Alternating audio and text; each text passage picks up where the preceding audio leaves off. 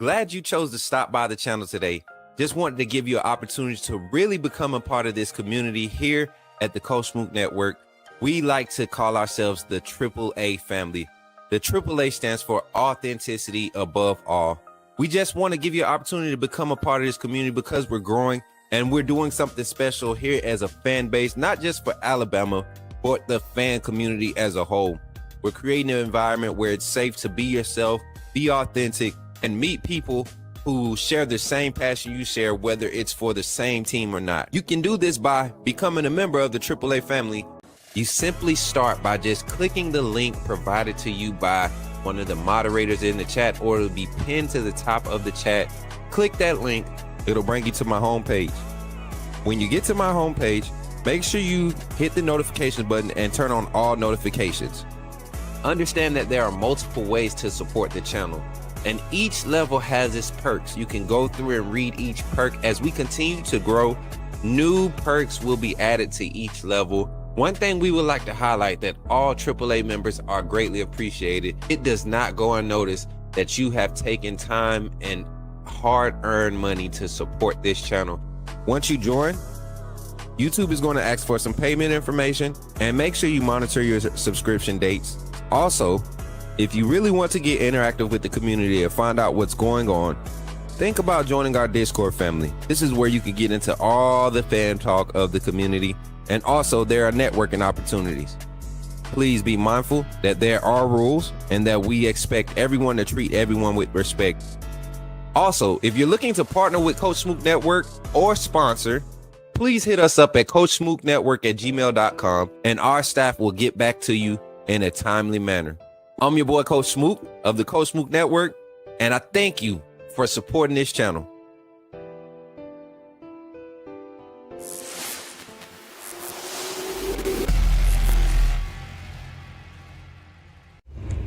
Remember, when you see me in the streets, holler at me. Say, put me in the game, Coach Smook. At Walk-On's Sports Bistro, the games are on, the food's delicious, and here you are always part of the team. Welcome to Walk-On's Sports Bistro, where every day is game day. Whether it's a post-win celebration, drinks after work, or taking the fam for some made-from-scratch favorites, Walk-On's is your go-to for good times, craft beer and cocktails, and bold flavors for fans of all ages. From melty mozzarella logs to Hall of Fame level burgers. Stop by today or order online or in the app. Walk-On's Sports Bistro. Game on. What's up, everybody? It's your boy, Coach Smook, here from the Coach Smook Network, and we're bringing the game to you. Join us live at Walk-On Sports Bistro in Montgomery, Alabama for the ultimate Alabama versus Indiana watch party on January 1st, kicking off at 2 p.m. Expect a next-level atmosphere, multiple big screens, real fan interactions, and the chance to connect, network, and vibe with fellow Alabama fans like never before. And here's the kicker. The first 30 supporters in the door, you get into the VIP area. Beat me there. Don't meet me there. And remember, and say, put me in the game, Coach Smook. Remember, when you see me in the streets, holler at me. Say, put me in the game, Coach Smook. Put me in the game, Coach Smook. Put me in the game, Coach Smook. Like, share, subscribe. You know we keep it live. Put me in the game, Coach Smook. Put me in the game, Coach Smook. Put me in the game, Coach Smook. Put me in the game, Coach Smook. Put me in the game, Coach Smook. Put me in the game, Coach Smook. Put me in the game, Coach Smook. Put me in the game, Coach Smook. Like, share, subscribe. You know we keep it live. Yeah, let's go. Triple A family, what's good, everybody in the chat? Let's go. Yes, sir. What's up, everybody? I see y'all ragged. Look, y'all pulling in kind of slow. What's good, man? How everybody pulling up, man? Tap in, drop the likes on the YouTube side. If you happy tonight, if you're excited, we are getting closer and closer to kickoff here on Thursday. Thursday, man.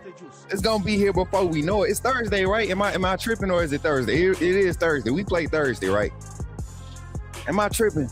Let me check my palm pilot. Hold on. Do we play Thursday? Yeah, we play Thursday. Okay, I ain't tripping. Woo! In the VIP section and all. Yes, sir. You see me? Hey, AI something crazy, ain't it, chat? AI something crazy, man. Y'all give it up for your boy, man. Appreciate y'all for tapping in tonight, man. And got a good show lined up for y'all tonight. I'm going to get into some football talk. That's what y'all came here for. But as you all know, I like to take my time and welcome our viewers in. It's crazy that we have 31 viewers in the chat and only two of y'all chatting. Come on, man. Run the likes up. Let's go ahead and hit our like goal of 25 likes. Hit that like goal. Come on, y'all. Don't come in being shy tonight. I want to talk to y'all tonight. I want to hear y'all voices. I want to see y'all comments. I want to hear y'all thoughts. I did some breakdown. I got some stats for y'all. I got some tendencies to talk about. We got some conversations to have. So here on the Coach Smook Network, y'all know, man, I just love to appreciate our community. Give it up for the AAA family, man. We are, we're 32 away from 4.1K. We just crossed over the 4K last week. So that means we putting on. That means we gaining subscribers, 100, almost 100 a week. That's some good momentum. We building up. It used to be happy about getting 5 a week. Now it was at 20 a week. Now we at 50. Now we at 100. So you guys keep sharing the content, keep showing love, and we're gonna keep enjoying the content and growing, man. I appreciate y'all for everything that y'all doing. What's up, everybody in the chat? Let's get a roll call going before I get to rambling like I always do. Who on the ones and twos with the comments, man? Let's do it. Uh-oh. Mary J, you can grab it. Okay. Hey, my boy Dalton done pulled up tonight. Give it up for Dalton. Roll Tide. Let's go, Camp Coleman. Emma Bound.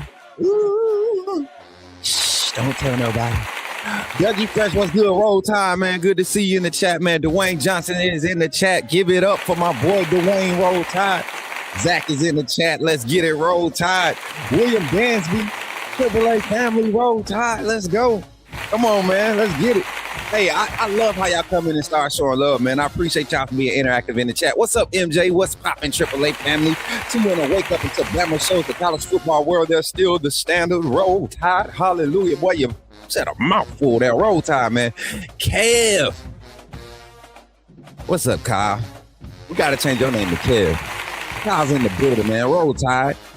Bama boy, I see you. Roll Tide. I feel like there's a lot of Birmingham energy in the chat right now. What's up, Mike? My home, you Smook. What's good, man? Good to see you, brother. Good to see you, brother. What's up, Deborah? Look at your sister. Hey, you gonna pull up? You in the city? Pull up to walk on. Come chill with your little brother. Come chill with your little man. You know what I'm saying? What's good, yo? Nuevo Stella. How you feeling tonight? Roll Tide. Let's go, Glenn T. Good to see you, my brother. Good to see you, man. Carly Burrell, I see you, Carly. Carly Burrell, we got a new member. Nah, Carly been a member. I remember Carly. What's good, fam? That's my boy. He came in. Man, hey, hopefully, I think that was you. Was that you that called in, man? Was that you that called in? I hope that was you, man. Hopefully we can get everybody, all the good callers on the call in. I'd appreciate all callers that call in tonight, man. I don't think we have a bad caller. You know, we got Caden to stop calling after after Ohio State lost to Indiana in the conference championship. Boo that man real quick, Jordan. Boo that man. That man, Caden, bro, that man is cooked. When he show back up, because he's not blocked from the channel. When he show back up, he's cooked. What's up, Eddie Wesley in the chat? My brother, good to see you, man. Roll Tide, give it up for Eddie in the chat, man. Let's go, man. Come on, turn up, chat. We got so much to talk about tonight. Let's get into the show, man. I'm ready to talk. Y'all ready to talk. Topics of conversation tonight. We're gonna run them down for you real quick, and I'm gonna make sure y'all know, man. Your boy got a setup tonight. We looking real nice tonight. We looking real nice. The squad is in the back doing their thing. Shout out to Mary J and my brother Jordan. Give it up for them on the ones and twos in the back. The topic of conversations tonight, we're going to talk about Alabama's offense versus Indiana's elite defense. We know we're going against a top 5 ranked defense. We're going to break that down. Key personnel matchups that I think Alabama has a decisive advantage at, and we're going to holler at that. We're going to dive into a couple of those matchups, especially in the passing game against that, that stingy zone defense that they have been getting so much credit for. I got some points to bring up to make y'all think about, what those stats really say, where they came from and what they really say. And what must Alabama do offensively with the ball, especially with people worried about the weather? We're going to talk about the weather tendencies, all of that stuff. And then we're going to talk about the chess match between Ryan Grubb and the Indiana defensive coordinator, Bryant Haines, man, who has just begun to just surge in the ranks as far as defensive minds in college football over the last 3 seasons, if you really think about it. And which Alabama players have to step up for the Tide to advance on the offensive side. We're going to talk about guys that are capable of being game changers. All right. So let's get it. Let's do it. And yeah, William Dansby wants to know if Cam Coleman is the Bama. Man, listen, I don't want to get into it, but just know shout out to my boy J-Ro. I don't know if he's seen it yet, but give it up for our source, J-Ro, man. He's at home. Everybody know I'm from Phoenix City. We well connected, man, and we just so happen to be real connected close to that camp, man. And the word around town is that he don't want to leave the state. And I don't think Cam Coleman going to Alabama State or UAB or South Alabama or Troy. So, a little bit. I'm just saying that's just what I'm hearing. You can get my official reports on it as we continue to get some viable information. But what's up, the Quavers, Marshall? Cam ain't coming to Bama, man. We should stop that noise. I don't know if you should keep doubting what we be saying. Anyways, what's up, the Quavers? You came to complain about anything else tonight? We got Fairweather Fan Line open up tonight too. Shout out to the likes and the reactions over on Facebook, man. Y'all give it up for the Facebook family coming in and really getting active, man. I appreciate y'all. If you could on Facebook, if you're still watching, share it. Share it to one of those Bama groups. They need to hear some of this good gospel tonight, and they need to share some of what they feeling so I can continue to understand. Hey, don't forget, check out the merch link up here, right here, up here. Make sure y'all scan that mug, and make sure y'all do y'all justice, man. We got some specials popping up on the website here. Wednesday, there'll be a special discount, New Year's discount popping up on there. Go on the merch website, get your hoodies, get your t-shirts, get your everything prepped, because 2026 we got some game day merch that we're going to be having at game day. Shout out to our sponsors, Walk-Ons, Yon, Urban Streetwear and Apparel, Helping Hands LLC, Minister Executive Security, and our new partners and sponsors, Got One Recruiting Nation. Man, they're putting us in position to do some crazy things, and we getting put in some rooms, and God is allowing us to move like no other. So I appreciate y'all for being here tonight. Let's get into the show, man. 100%. I know I got a lot of energy because I got a lot to talk about. So if you ready to get into the show, somebody type it in the chat. Say, put me in the game, Coach Smook. Let's do it.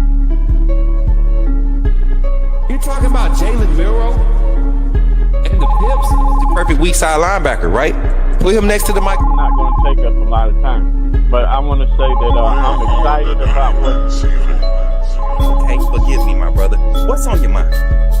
Oh, I'm good. I'm just still sorry for all the other content creators now that we have this mega star back in our presence. Yo, give it up for yourselves, Bama Nation. Let's get into the conversation, man. Alabama offense versus Indiana defense. I want to highlight some things, man. One, I don't want to go into this conversation with the context or the notion that I think Indiana's defense is overrated by any means. Do not take this, anything that I'm saying tonight, do not try to take it and twist it and say that's what the narrative I'm trying to push, because that's not the case whatsoever. 2 seconds. Had to let the seat up, y'all. Get the sitting low like the bro. But anyways, Bama crushing at basketball tonight. Yes, I am following it. Somebody keep score updates in the chat for me. Don't flash them too much. We want to try to keep the screen clean. We got a good production looking at this, and I want y'all to be heard when we're talking about this Indiana defense and breaking it down, how we match up offensively.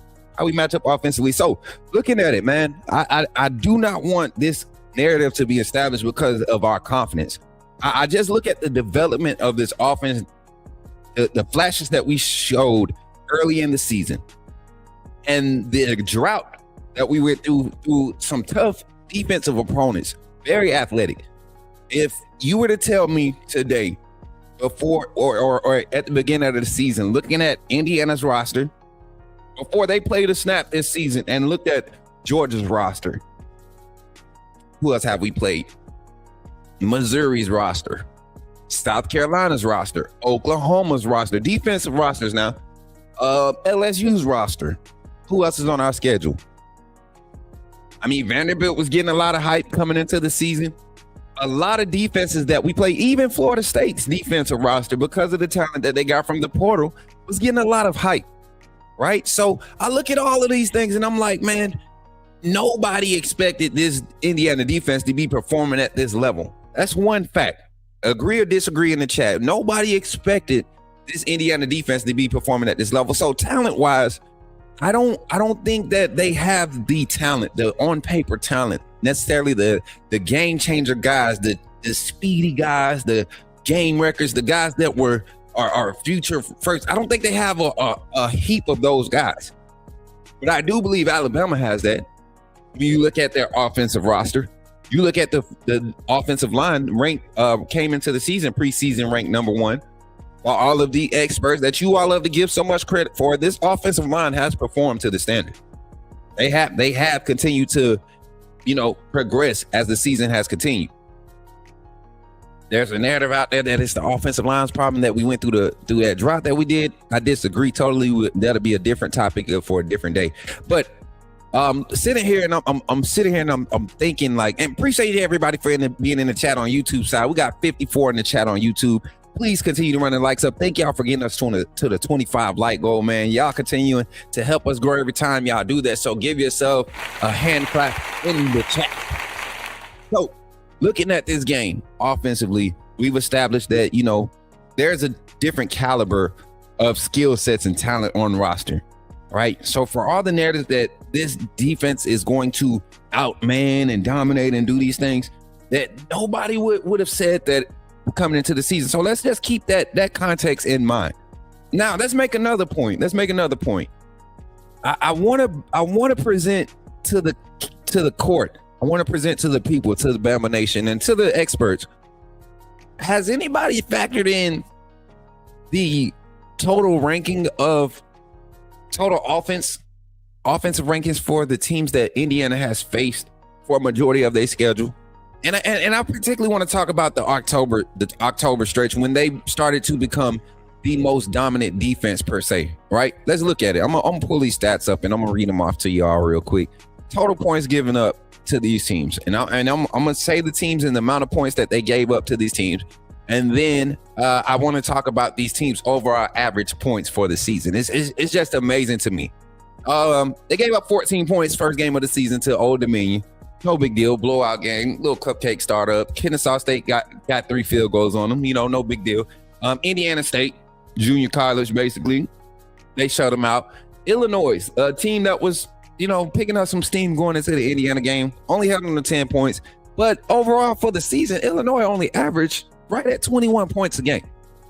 Struggled against defenses. No defense ranked inside the top 50 that Illinois played, which was only 2, right? No, there was 3 defenses that they played inside the top 50. And against those teams, they also were only able to muster up a total, the highest point total was 17 points. So Illinois wasn't destined to be a good offense. Indiana held them to 10 points. They played at Iowa. We know what Iowa does offensively traditionally. Nothing's changed at Iowa. 15 points Iowa was able to score at home against Indiana.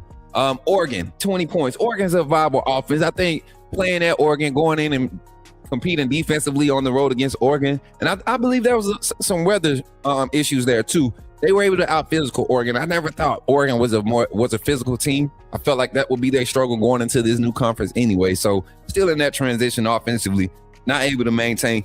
Michigan State, UCLA, Maryland, all teams held under 14 points. Then Penn State comes in and pushes them to the wire. We remember that game, last minute victory for Indiana. They won that in the last second to keep from going into overtime. Wisconsin, they held Wisconsin to 7. Purdue, they held Purdue to 3.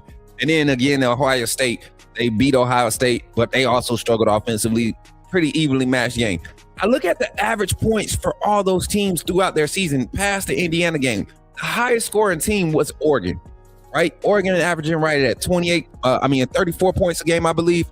Oregon was averaging coming into the conference championship weekend is what the stat was saying. So you look at that, and then everybody else outside Ohio State, nobody is averaging 21 points a game. Nobody. The closest is 19. Did they play Michigan? No, they didn't play Michigan. I was about to say Michigan was another team in that conference that averaged over 21. But has Indiana seen a defense or an offense with enough firepower to truly compete with them for 60 minutes? And when I look at those type of stats, I would like to say that I don't think they have, which leads me to believe that some of these law of averages when it comes to, skill level of competition is going to play out in this game.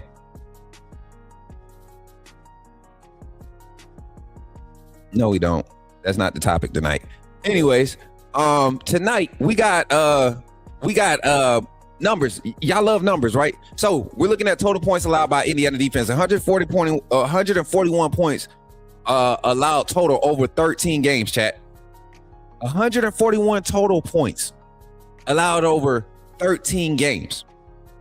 There are people that want to believe that this is a really dominant defense. I don't understand what they expect when you have a total, let's say a total average offenses. Nobody's averaging over 17 points. So even if they were giving up 17 points a game, let's say they were giving up 17 points a game. This Indiana defense, if you were to add up the averages, giving up yards per carry, everything given up, double up the numbers, they would be an average defense in the SEC. I want to do a comparison. Let's look at some of the offenses that Alabama has faced this season. I'm gonna go back and I'm gonna pull the schedule up. You look at SEC offenses that Alabama has faced.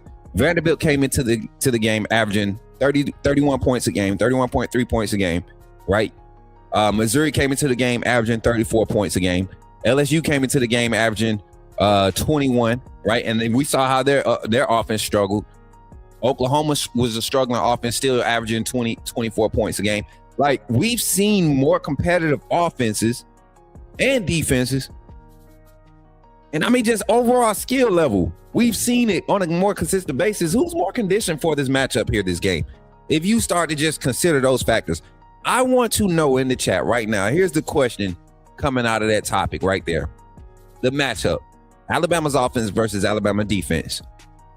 What averages or what stat makes you believe that Alabama's offense can't compete with Indiana? I want to know that. I want to know. I want some of your feedback in the chat. Let's transition to the next topic. Let's go. Let me get a banner up, Mary J, please, that says, let me go back up here, scroll back up. Give me key personnel matchups. Let's do key personnel matchups. Give me a comment too. There we go. 2021, I got it right here. 2021 Georgia defense was nasty and held teams to an average of 10 points a game. Indiana is not that is not that at all. And you know what? I'll say this, player. Appreciate the comment. I'll say this. Indiana's defense is legit. I think they play great team defense, but to say that they would match up skill level wise against the likes of Alabama, we saw opportunities missed by Ohio State, another team that hasn't been conditioned for teams of equal skill set. Michigan gave Ohio State problems, a team of equal skill set, and we saw Michigan struggle against Texas, a team that in some SEC matchups did not look like they belonged in the Big Ten. So if we like to, fans like to use transitive property, I just think consistencies translate. I think styles and personnel, they travel, right? But they will translate. When you look at the size of the offensive line in the SEC, the average size, and compared to the average size of the offensive line in the Big Ten, it's not even close. It's not even, you have some bigger offensive lines, but that's your top heavy schools. That's the top end ones. The bottom half, they suffer.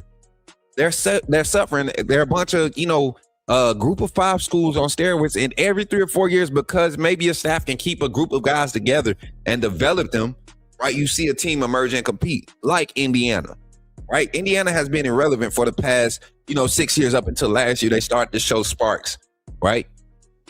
And so we see that kind of transition. Another comment, the Quavis Marshall says, they've been off for almost a month. The pressure's on them to perform, man. Everybody and their mama been wrote off Bama, man. Give me Bama. Facts. I'm right there with you, the Quavis. You sound like you got a good sip of some real fandom this past weekend or something. Maybe it's the win. That's what happens with Fairweather fans. They feel good after a win. So maybe you feeling good tonight. Appreciate the good comment, though. My guy, William Dasby, what is your score prediction for the game, Coach? I'm not going to give my score prediction, but I do think the offense needs to score 35 in this game. If it's a slow game, 24. I think 24 puts that offense in a strain, because I do think our defense matches up. We'll talk defense tomorrow morning on the call-in show. But I do think to put a strain on it, if it's a slow game, 24 points. 24 points. And when I say 24 points, I mean like 24 clean points. 4 possessions where you handle the ball, you move the ball, you control the clock, you're decisive with your decisions, and they lead to 6 points, 7 points, extra point. You get what I'm saying? So that's my I think that's the range. 24 to 35 is the mark, to win this game. Because I think Indiana will find a way to grind out a long drive early on in the game to kind of get established. They want to establish their pace, right? But the moment that Alabama's defense can create a turnover or downs or shorten a possession and get off the field, right? Or create a turnover, Alabama offense, the moment we capitalize, if we're able to capitalize immediately off of the first one, that's going to speed Indiana's offense up. And I don't think that's where they want to be, especially if the weather isn't looking good. So that's kind of like where I'm at. Got to attack the 5'9" corner. I don't think that's the guy. Well, not attack him in the pass game. I think you attack him in the run. When you get out to the perimeter, when you're putting the guards and the tight ends and the tackles out in space, you attack his side. You make them commit strengths to his side and run support, because he struggles in run support. But they play such good team defense that not many teams are getting out to the perimeter. They're not breaking the boundary of the edge on their front. So right, you right in a sense. I would attack them in the run game, definitely attack them in the run game. Do we see Dijon or Damani on Surratt? I think you see a mixture. I don't think anybody travels this game. They don't present enough assets. If you had a 5-man receiver core that was going crazy, they got 4 legit receivers, but they rotate. They run a lot of 11, 12 personnel, right? So you'll see 3 receivers on the field for the most part. They don't split their tight end a lot. They keep it honest.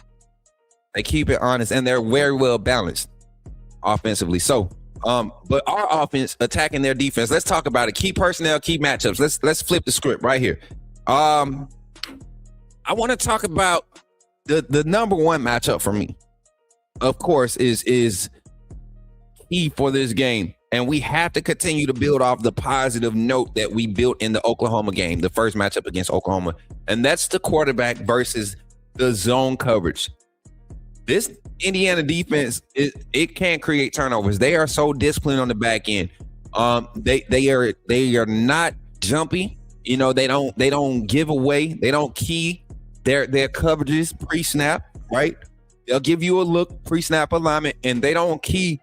And sometimes you'll see them adjust mid-phase as a team. You'll see them phase until they'll see a concept that pulls them out of a flat into a hook curl from the overhang position, right?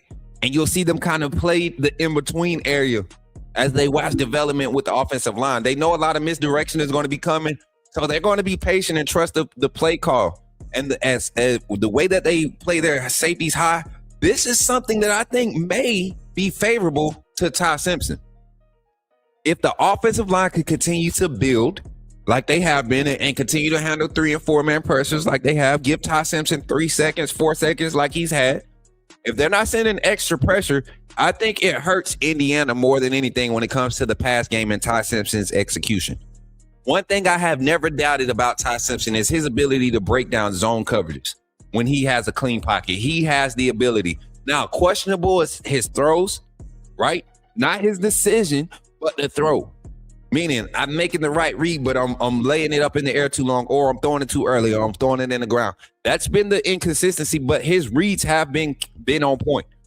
And I think that's what gives NFL scouts confidence about his development. And with a big game in this matchup, with all the media hype around Indiana's defensive coverages and how what's his name? Ryan Haines is the defense coordinator's name. How he's just scheming up this NFL type back end mixed coverages and rolling weak side safeties into the box late to ride the flats, and weak side linebacker is dropping to the a deep hook curl, and the backside.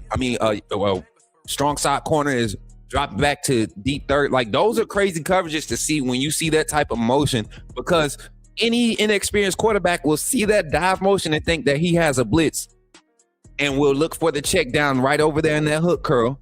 And because that linebacker may be shading the flats or maybe a spy or manning the running back up out the backfield, and that safety is diving to the flats instead of the hook curl like you expected, you lob that ball, and he just in that route, in that freaking path. And you never saw it coming because you thought it was a blitz read, the way he's diving. And they do a good job in scheming that up. So Ty Simpson, with time, though, will be able to decipher that thing. He's a great second and third phase concept reader when he has the time. So it's going to be key for him to just dial in on his ability to do that and just be confident in releasing the ball. Ty Simpson right now, guys.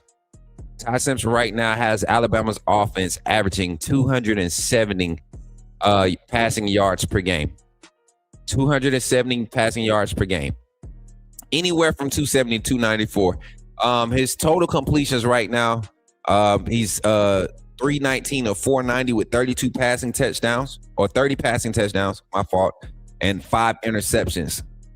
Overall team efficiency rating, which we are going to go ahead and give him account him for that, 149.5.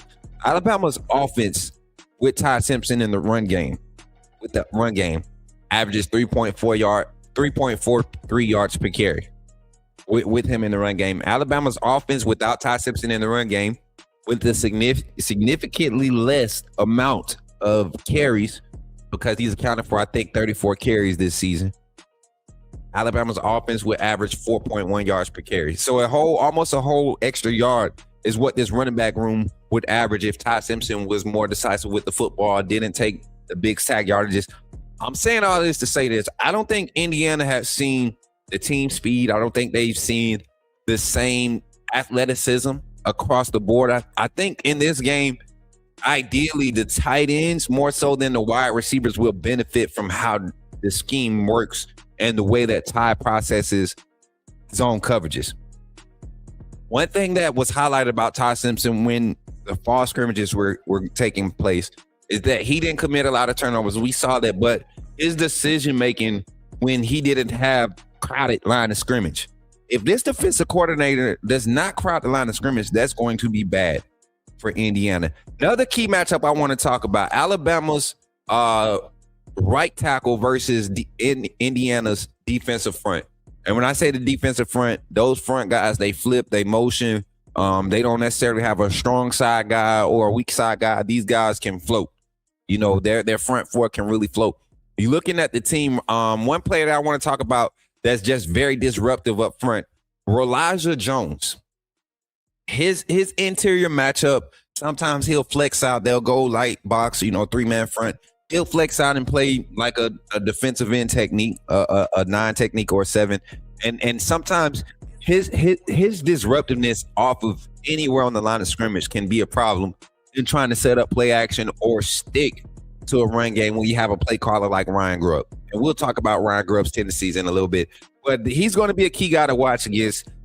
See how that matchup looks. How many double teams and assists are we going to have to utilize against him? With him being such a game record, we've had a tendency with our offensive line to allow guys to establish momentum early. Now, we've been able to weigh on guys and take over the advantage in the key moments in the second half, but I don't think you can afford that in the game against a team that plays as gritty as Indiana.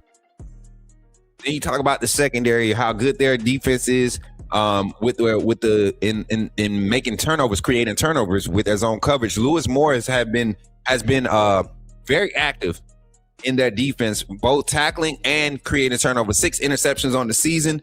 And they are one of the teams that really know how to stay in phase with their zone coverage. They when they go match 3s, match 2s. I mean, I've never seen teams go, have guys really sit soft cloud flats and then match out of that. Float through. They trust their linebackers in underneath coverage with the type of safety help that they provide from the hashes. They're disciplined, man. It's kind of exciting to see them. So I'm excited to see these matchups. Those are key players I want to watch out for. Alabama on that side, though, we talked about the tight ends. I think Caleb Edwards, Josh Cuevas, they have big moments in this game. I really do. Jam Miller, Jam Miller, Daniel Hill, A.K. Deer out the backfield receiving, Kevin Riley out the backfield receiving. I think they have big games this game. I don't think this is a wide receiver game, a game won by the wide receivers. Yes, they're going to get opportunities. You're going to have to hit a couple vertical shots. But I don't think their safeties and their coverage on the back end is going to give up many vertical shots. And when you have them, we have to hit them.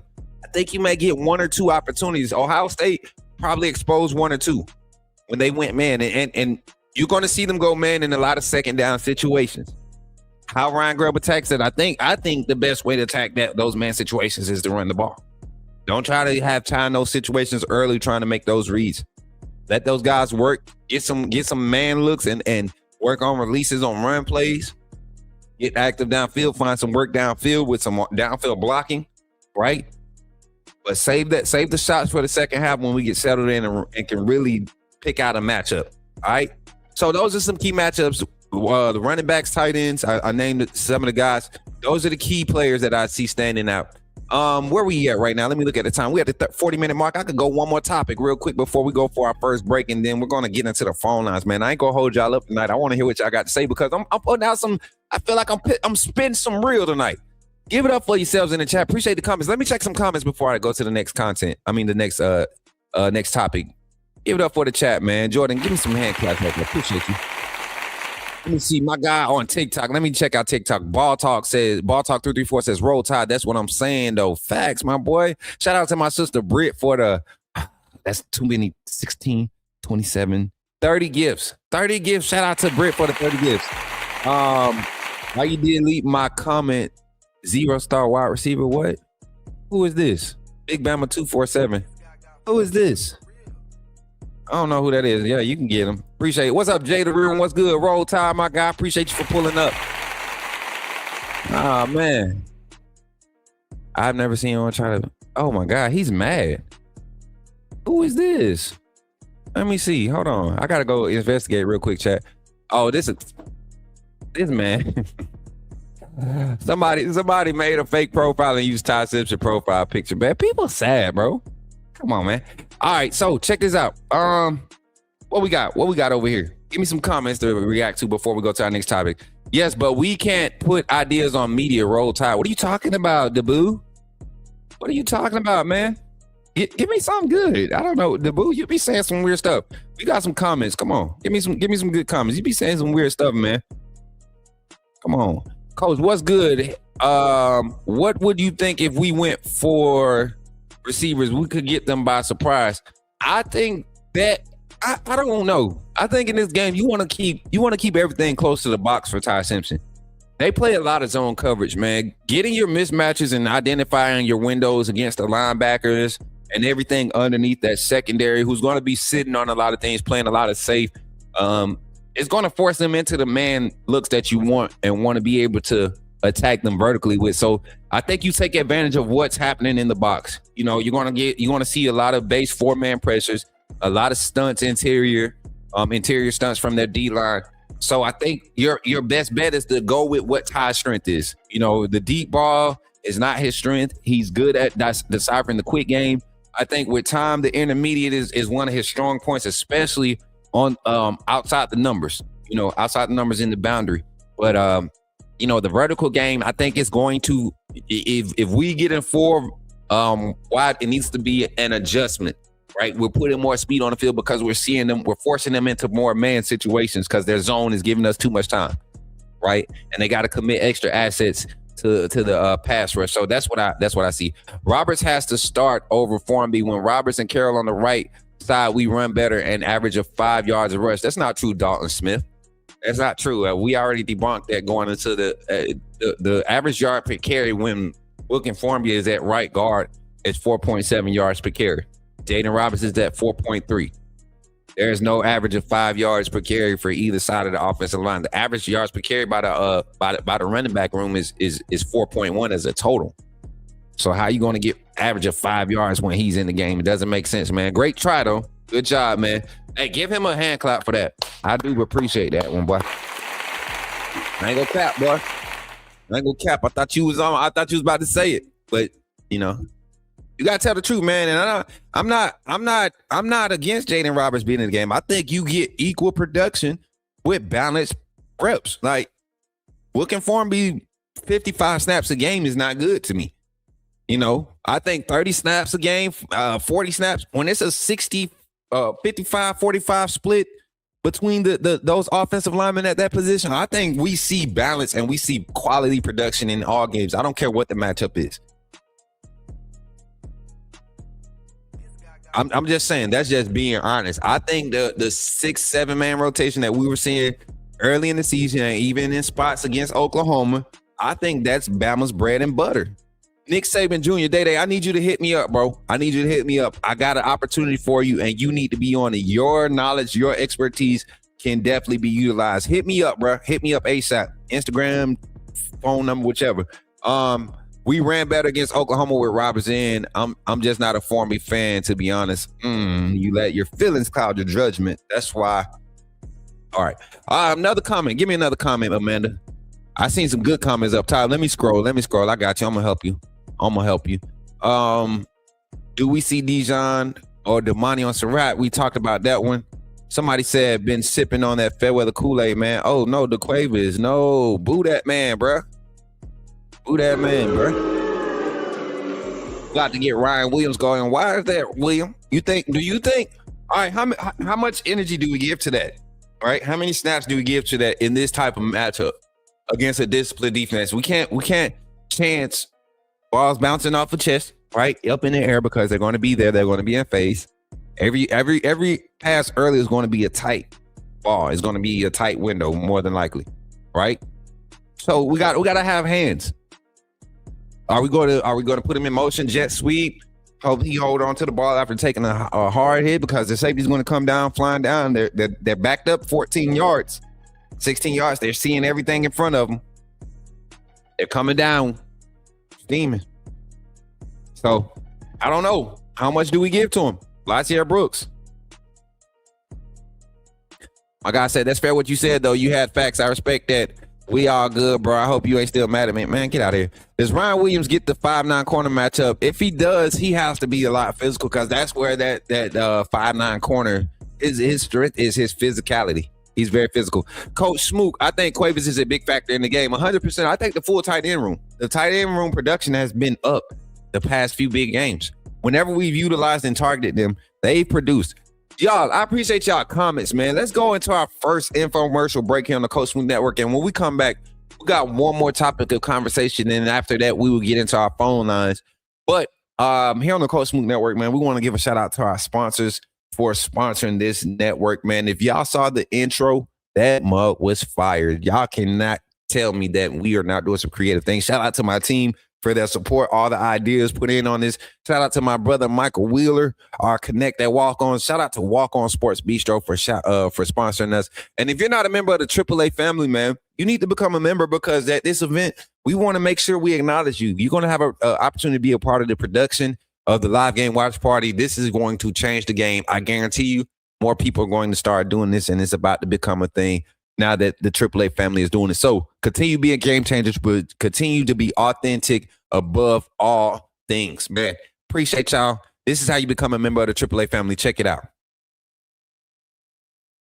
Glad you chose to stop by the channel today. Just wanted to give you an opportunity to really become a part of this community here at the Coach Smook Network. We like to call ourselves the AAA family. The AAA stands for authenticity above all. We just want to give you an opportunity to become a part of this community because we're growing and we're doing something special here as a fan base, not just for Alabama, but the fan community as a whole. We're creating an environment where it's safe to be yourself, be authentic, and meet people who share the same passion you share, whether it's for the same team or not. You can do this by becoming a member of the AAA family. You simply start by just clicking the link provided to you by one of the moderators in the chat, or it'll be pinned to the top of the chat. Click that link. It'll bring you to my homepage. When you get to my homepage, make sure you hit the notification button and turn on all notifications. Understand that there are multiple ways to support the channel, and each level has its perks. You can go through and read each perk. As we continue to grow, new perks will be added to each level. One thing we would like to highlight that all AAA members are greatly appreciated. It does not go unnoticed that you have taken time and hard-earned money to support this channel. Once you join, YouTube is going to ask for some payment information, and make sure you monitor your subscription dates. Also, if you really want to get interactive with the community and find out what's going on, think about joining our Discord family. This is where you can get into all the fan talk of the community. And also, there are networking opportunities. Please be mindful that there are rules and that we expect everyone to treat everyone with respect. Also, if you're looking to partner with Coach Smook Network or sponsor, please hit us up at coachsmooknetwork@gmail.com and our staff will get back to you in a timely manner. I'm your boy, Coach Smook of the Coach Smook Network, and I thank you for supporting this channel.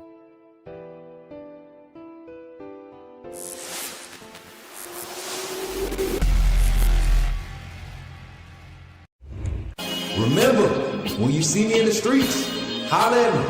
Say, put me in the game, Coach Smook. At Walk-On's Sports Bistro, the games are on, the food's delicious, and here you are always part of the team. Welcome to Walk-On Sports Bistro, where every day is game day. Whether it's a post-win celebration, drinks after work, or taking the fam for some made-from-scratch favorites, Walk-On's is your go-to for good times, craft beer and cocktails, and bold flavors for fans of all ages. From melty mozzarella logs to Hall of Fame level burgers. Stop by today or order online or in the app. Walk-On's Sports Bistro. Game on. What's up, everybody? It's your boy, Coach Smook, here from the Coach Smook Network, and we're bringing the game to you.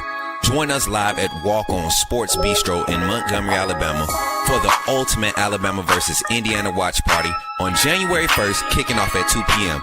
Expect a next level atmosphere, multiple big screens, real fan interactions, and the chance to connect, network, and vibe with fellow Alabama fans like never before.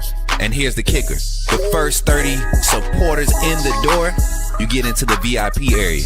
Beat me there. Don't meet me there. And remember, and say, put me in the game, Coach Smook.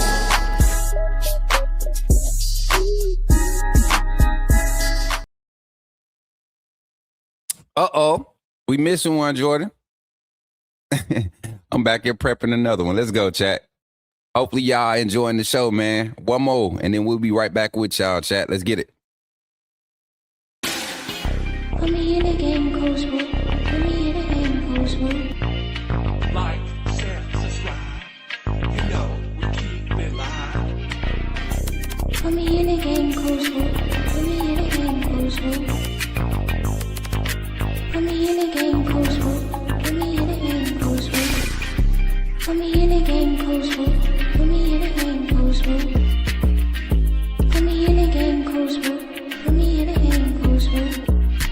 Like, share, subscribe. You know we keep it live.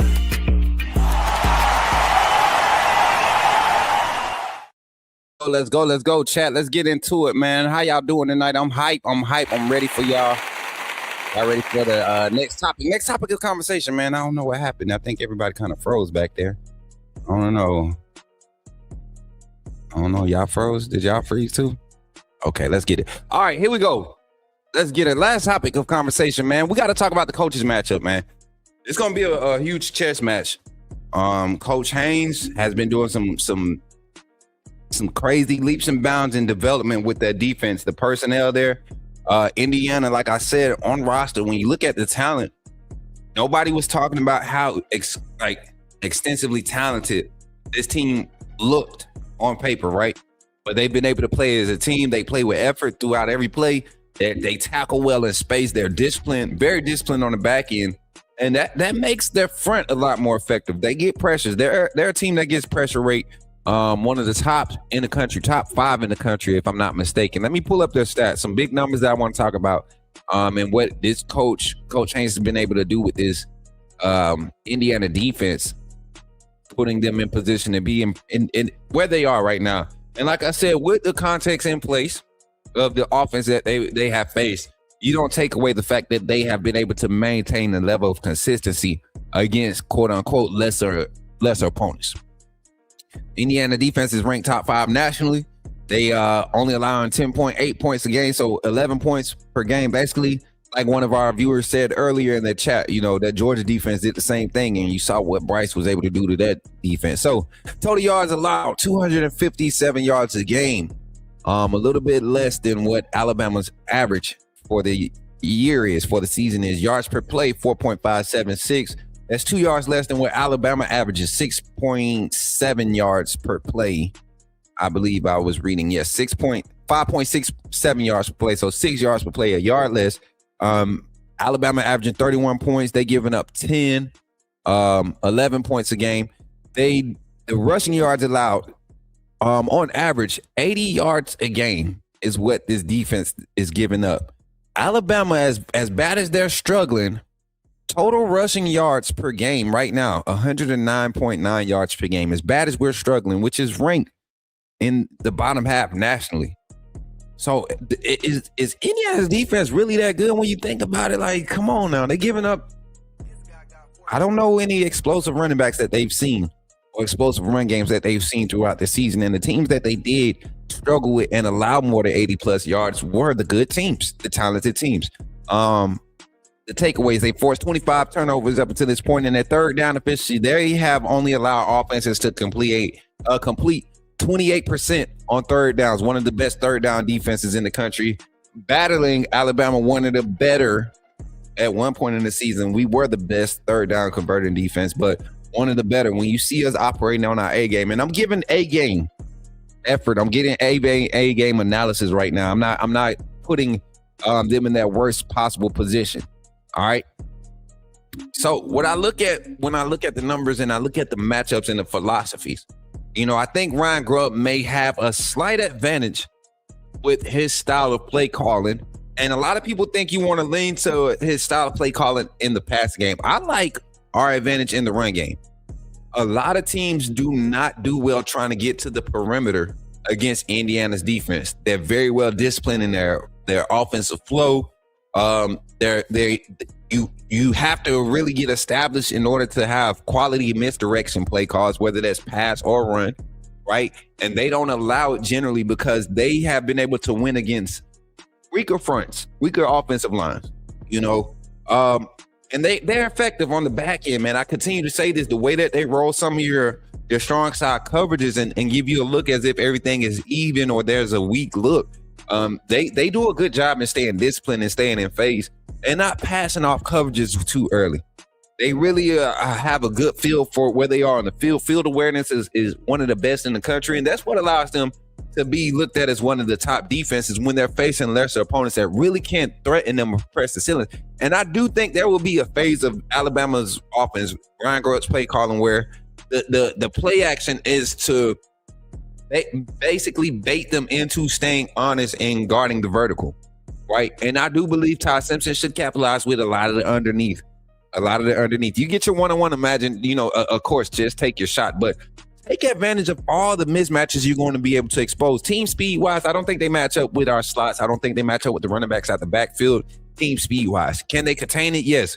Based off position and placement, post-snap, yes, they could contain it. But if they get in those chase situations and we have good throws, catches, we able to get in the run game, the extension of the run game with some of your RPOs, your now screens, your jet sweeps, your orbit screens, right? Some of your misdirection screens where last game you saw the miscommunication when one side of the offensive line went one way, the other side went another way. Ty Simpson took the sack early in the game. Those type of plays could work against a four-man front if you work it and execute it effectively. So can we see those plays effectively go against Indiana and have success? I think we can. I think that's where the matchup kind of turns for Ryan Grubb having the advantage. Now, defensively, we've talked about what Haines does on the back end up front. I think the way you nullify this front, you have to be able to make those defensive linemen move left and right with the run game. You can't, even in the passing game, we got to get into a phase of Ty Simpson understanding his pocket awareness. His clock needs to speed up, or if he's going to fade back, he has to, fade at an angle to give him that advantage. You got to suck some way. You got to make the second level move. And so when you're going straight back, they're not moving. They're going to stay. They're going to come close to the line of scrimmage more than anything. But you start getting outside the pocket, they naturally have to move to mirror. So we're looking at it, man. When it looks at the advantage, man, I'm not going to say that Ryan Grubb has the advantage, but I think there's something to look at when you talk about extension of the run game. Let me get a few comments before we go into our call-in segment, y'all, here at the 57-minute mark. Let me get a few comments. Talent on team doesn't make them better. It doesn't necessarily make them better, but we're talking about the playoffs now. This is not question time period. We've seen product on field. Both of these teams are talented. And if you really look at the talent on field, are you telling me that you believe that Indiana wide receivers match up and are just as talented as Alabama's wide receivers? Indiana's defensive backs match up across the board and are just as talented as Alabama's defensive backs. Same thing for any position. I think when you look at it and you just look at overall product of the player, the talent of the player, not how they fit in the scheme, but the talent of a player, I think Alabama has that advantage.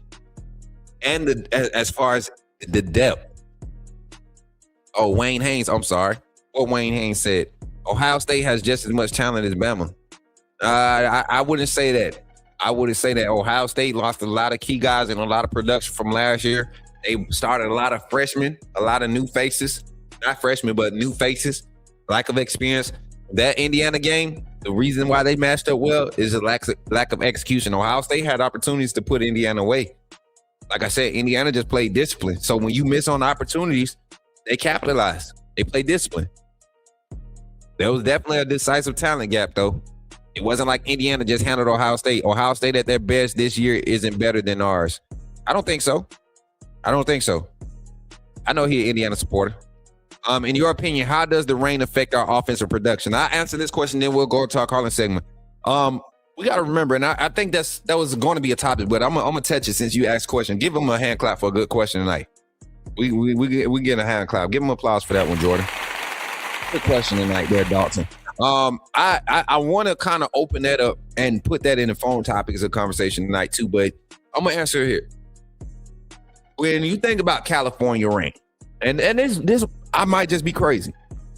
when I think about California rain, it's not like the South. It's not like Louisiana. It's not like Alabama, Texas either. You know, Texas gets some nasty rain, but California rain is different. You know, and looking at the forecast, if it's going to be a steady rain, I think it doesn't affect you as the on-off rain, the overcast. I think that's what affects you. When you are playing in the rain, there's a certain level, you know, you gain friction when, you know, wet touches wet with leather. You gain a certain level of friction. Now, I don't think wide receivers should be out there with gloves at that point. If anything, the wet tape always helped me. Wet tape on the fingertips. I always wore wet tape on, you know, my three fingers. My three middle fingers, the index, middle finger, and the ring finger, you know, when it rained. That was just, you know, to provide a little bit of padding more so than anything.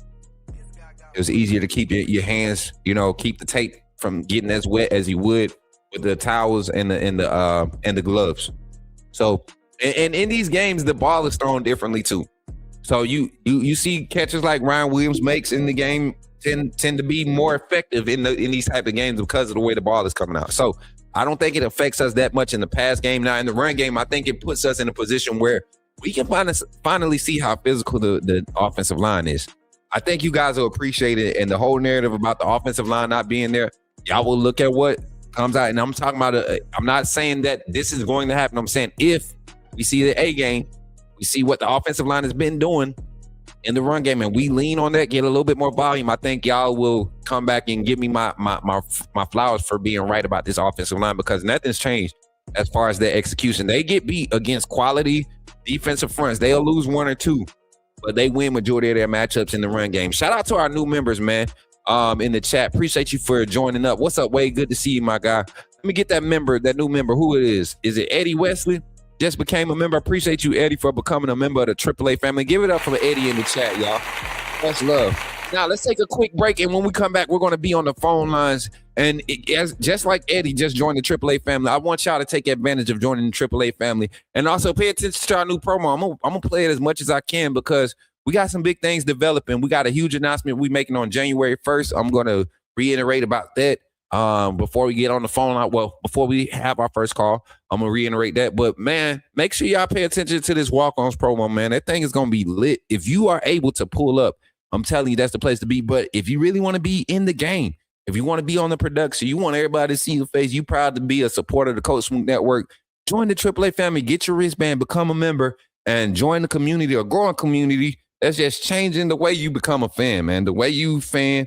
This is what we're doing, man. And it get rough in here sometimes, but it's fun at the end of the day. I appreciate everybody, all fair weather fans, all real fans, all haters, all that. If you interact and you support, we may not agree all the time, but I truly appreciate it. Join the AAA family and support, man. This is how you do so. Glad you chose to stop by the channel today. Just wanted to give you an opportunity to really become a part of this community here at the Coach Smook Network. We like to call ourselves the AAA family. The AAA stands for authenticity above all. We just want to give you an opportunity to become a part of this community because we're growing and we're doing something special here as a fan base, not just for Alabama, but the fan community as a whole. We're creating an environment where it's safe to be yourself, be authentic, and meet people who share the same passion you share, whether it's for the same team or not. You can do this by becoming a member of the AAA family. You simply start by just clicking the link provided to you by one of the moderators in the chat, or it'll be pinned to the top of the chat. Click that link. It'll bring you to my homepage. When you get to my homepage, make sure you hit the notification button and turn on all notifications.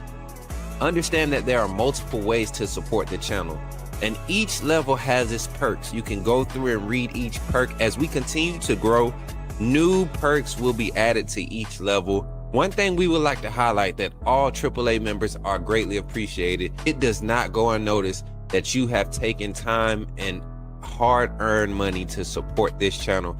Once you join, YouTube is going to ask for some payment information, and make sure you monitor your subscription dates. Also, if you really want to get interactive with the community and find out what's going on, think about joining our Discord family. This is where you can get into all the fan talk of the community. And also there are networking opportunities. Please be mindful that there are rules and that we expect everyone to treat everyone with respect. Also, if you're looking to partner with Coach Smook Network or sponsor, please hit us up at coachsmooknetwork@gmail.com, and our staff will get back to you in a timely manner. I'm your boy, Coach Smook of the Coach Smook Network, and I thank you for supporting this channel.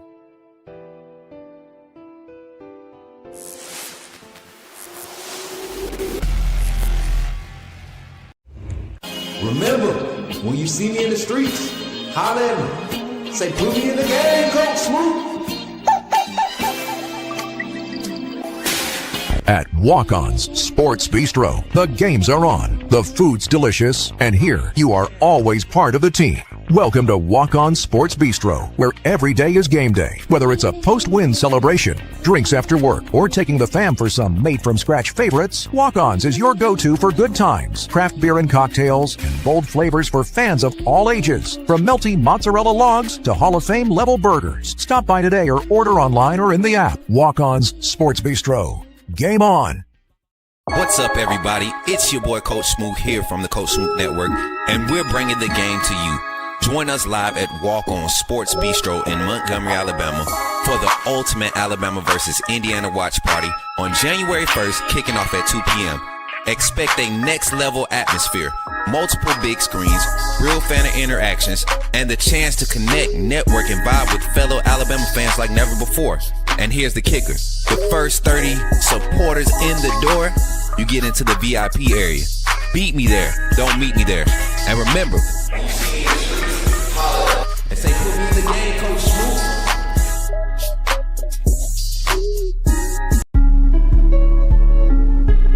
You talking about Jalen Milroe and the Pips? The perfect weak side linebacker, right? Put him next to the mic. It's not going to take us a lot of time. But I want to say that I'm excited about what.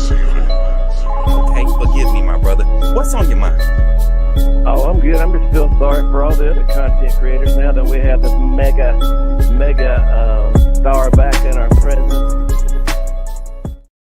Let's go, AAA family. I'm excited to open this phone line. But before we do that, man, one more announcement, y'all. Before I do that, I want to shout out Got One Recruiting app, man. We are making some crazy moves right now. If you are looking to get help with recruiting, with your scouting profile, getting the right direction, getting the right people behind you to put you in the right places so that you can be evaluated as a high school football athlete, you guys need to connect. Scouts, if you're looking to help kids and get paid for your evaluations, you need to get connected. You need to talk to me right now. So if you're on Twitter, Instagram, Facebook, YouTube, TikTok, whichever platform, and you're a coach and you're looking to really impact the grind without getting messy with all the NIL talks and agent talk and go and talk to this agency, come and join the Got One team, man. We got some quality guys that have come on, some vetted guys in the coaching industry, that some big names that if you connect with them, you never know what type of opportunity can open up for you. And we have college programs, universities that will be utilizing our database to really help in their evaluation process and recruiting. We're helping kids get looked at. So give it up for Got One. Shout out to my brother Xander. Shout out to my sister Chastity. Shout out to my brother Hartek. Give it up for him, man. Let's go, man. Y'all give it up for him. I appreciate y'all for doing what y'all do, man, and supporting the Coach Smook Network. Now, with that being said, the phone line is now open. 334-625-1121. Call in, say your name, and put me in the game, Coach Smook, so we can get you on the phone line and get your thoughts on the Alabama Crimson Tide versus Indiana matchup. The offense, the topic of conversation tonight on the call-in line. Topic of conversation: can Ryan Grubb call the game needed for Alabama to win? Let me know. Can Ryan Grubb call the game needed for Alabama to win? Let's see who the caller is. Let's see. Call from Zach Willie. To accept, press 1. To send a voicemail. Yo, what's up? Zachy in the game with Coach Smook. Talk to me, man. Y'all give it up for Zach.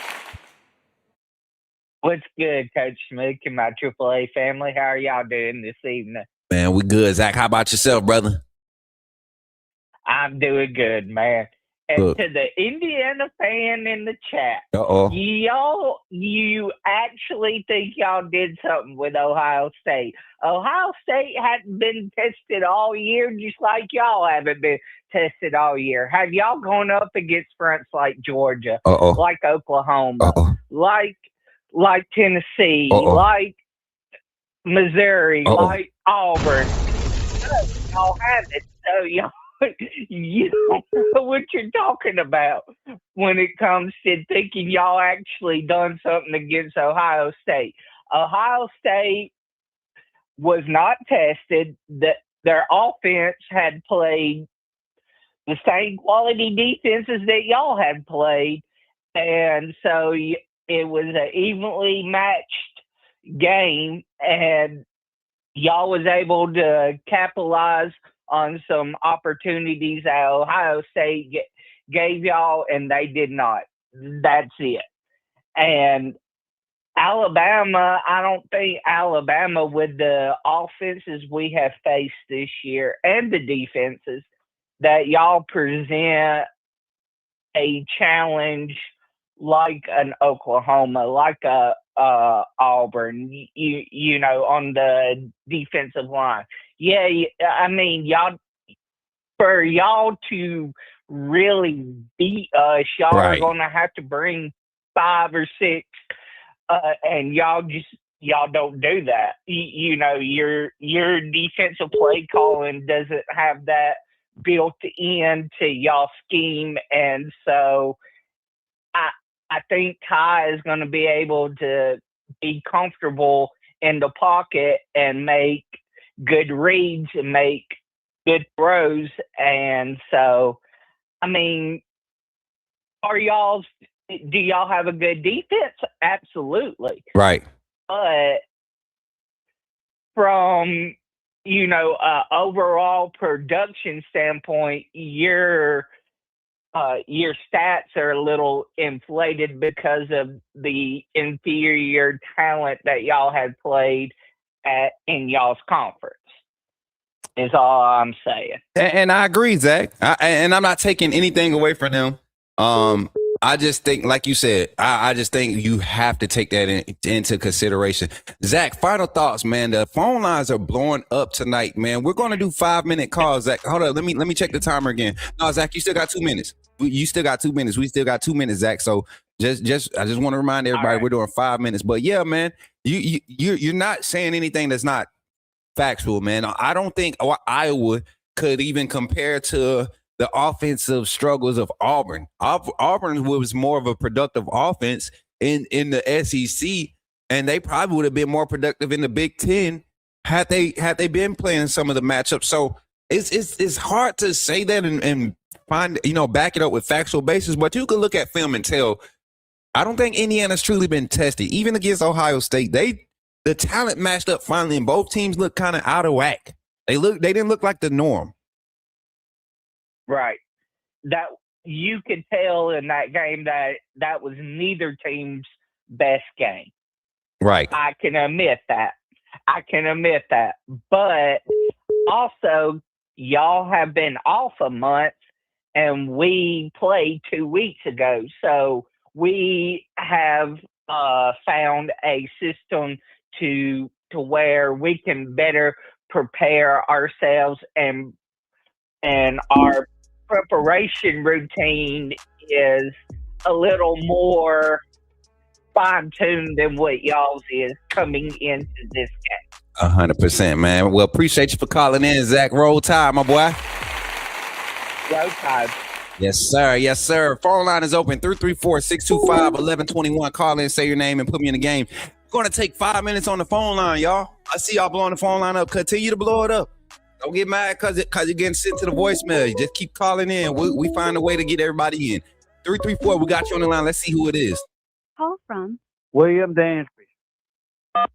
Yo, William, you in the game with Coach Smook. Talk to me, man. How you doing, Coach? I'm doing good, man. How you doing tonight, brother? I'm good. That's what's up, Real man. good. Talk to me, man. Topic of conversation tonight on the call-in show. Can Ryan Grubb call it a good enough game against this Indiana defense to win this game? Hope so. Talk to me, man. Well, I mean, we can't run the ball. You don't think? You don't think we can run the all ball? we can do is pass. Why you say we can't run the ball, William? Well, this missed blocks, and the running backs are not seeing the holes right. So it's both missed blocks and missed holes? Yes, sir. Okay. I mean, it's mostly missing holes. I see the holes, but they're not looking at it. I mean, they're just going right up the middle. Mm. If they stay to the outside, I see plenty of room. Mm. Plenty of room. Yeah. I get it. What if I convinced you? What if I convinced you that Alabama can run the ball? And what if I told you though that Alabama just doesn't run the ball enough? What would you say to that? That's true too. Because when they are having success, they will stop. And I mean, I know they need to pass the ball, but I mean, they just ain't. I mean, so William, like, tonight here before the rest of Alabama Nation, William, tonight here, and I'm about to take you to the King real quick. You gonna stay with me? You gonna stay with me? Sir. Let's go to the King real quick. All right, tonight here before Alabama Nation, I need you to recognize this. You have to pick a side. See, the Bible talks about saints and believers either being hot or cold. You can't be lukewarm. God don't like that. He'll spit you out. Yes, See, sir. and as an Alabama fan, you got to take a moment. And you got to choose. Either we don't run the ball enough because, like you said, you just said it out your mouth, William, that when we do run it and we get some momentum, we stop. It's not that they stop us. We stop. We choose. We don't pick the right way to go, brother. That's right. That's right. So tonight. And now it's going to be raining. We got to run the ball, right? On that run ball. We got to, and right? I think we can run the ball on Indiana. You already converted. Your mind is already changing, speed, bro. We got speed, we brother. Got speed, and we strength. got bulk up front. Yes. We got horses. You better preach, brother. We got horses, bro. Run Daniel Hill. Run Daniel Hill till he can't run no more. Run the out of him, man. Run the damn ball. Excuse my French. I'm sorry. You good, man. You good, brother. You good. I feel you. I feel you, Will. Run the ball. You got 1 minute, man. Give me your final thoughts, brother. You done brought me some emotions. I love you, brother. Roll Tide. My final score, bro, is 34-17 Bama. 34-17 Bama. Roll Tide. Will, y'all give it up for Will in the chat, y'all. Roll Tide, bro. Love y'all, Triple A. Yes, sir. Y'all give it up for Will, man. I love this, man. Y'all make it great. Y'all see how we got him converted, man? He went from we can't run the ball to we don't run the ball enough. I agree, we don't run the ball. Stop saying we can't, y'all, because we sure as hell can. Another call on the line, 209. Let's see who it is. Call from Vinny Lawbucker. Yo, you're in the game with Coach Smook. Let me get your name again. What's up, Coach? It's Vinny. Vinny, what's good, Vinny? You in the game with Coach Smook. Talk to me, brother. How's it going, Coach? How you been? I'm feeling good, man. Did you see that moment happen on stream a minute ago, brother? I did. I saw the moment. How did it feel? How do you feel? How do you feel after that? I feel good. I feel really, really good. I mean, whatever horse is feeling the fire, then I'm all for it. If it's Hill, if it's Deer, if it's Jam Miller, I mean, I'm feeling it. Right? Yes. I'm feeling it, man. So, Coach, I wanted to talk about, though. Hold on. Before you go, I want your thoughts on topic real quick, because I know it might transition into what you might want to bring up. Do you believe Ryan Grubb can call a good enough game to win this game? Who? Ryan Grubb, Alabama's offensive coordinator. Do you think he can call a good enough game to win this game? You know what? I do. I do, because you know what? He's proven to us that, you know what? He knows how to pull it out. He's proven that he knows how to pull it out, and we have a bunch of guys that are hungry. I watched Tim Keenan's press conference. I've watched a couple other guys. I believe that, you know what, we can. 100%. I believe we can. 100%, brother. We're going back to the Rose Bowl hungry. Remember last time we were at the Rose Bowl, lost to Michigan, but we're going back hungry. Talk about it, brother. But you're absolutely right. But go ahead, man. What was on your mind? You got about 3 minutes. What was on your mind, brother? What was some points you had to make? So, Coach, I mean, I don't know if Ryan Grubb would do this, but I mean, I would do this if we want to get Ryan Williams in. Let's motion him. Let's send him on a motion and give him the ball. Kind of like how Florida used Percy Harvin. Let's give him the ball, like a quick handoff on a motion, quick handoff, send everybody deep. Cuevas does a quick block. Kind of use Ryan Williams on a jet sweep a little bit and give him a handoff because he's not catching the ball, but let him use his speed to his advantage. Right. What do you think about that? I like the idea, man. I mean, I like the idea of still getting Ryan Williams involved in the passing game. I think his opportunities on the boundary, outside the numbers, anything not going across the middle, he's effective. Yes, he dropped a big one against Oklahoma. It would have been a tough catch, trying to take that contact, but I still think you at least let it hit your hands. If it hits your hands, you come down and the ball bounces off because of a good hit. We respect that, Ryan, but that missing it and it hitting your shoulder pads, that's not going to fly. We need your hands this game. But I get you. Get us in that. But my question would be to you, Benny, is in those moments where we're giving him the jet sweeps, what happens when a safety jumps the block to the outside and, just shows up in a space where it should be the blocking should be creating an opening for Ryan? What does he do? Does he make the right move, or does he, get nervous and lose protection of the ball and have another fumble? Remind you that Ryan Williams is second in fumbles on the team right now. Well, no, that's true. I mean, that's just the question. I'm not saying he can't do it and be effective, but we're talking about whether being a factor in this game that some people are worried about, and just a lack of physicality that's not a part of his persona. He's not a physical receiver. 30 seconds, man. Final thought before we let you off the line, brother. Well, Coach, I sent you, I replied in the chat. This is different than the Ryan Williams.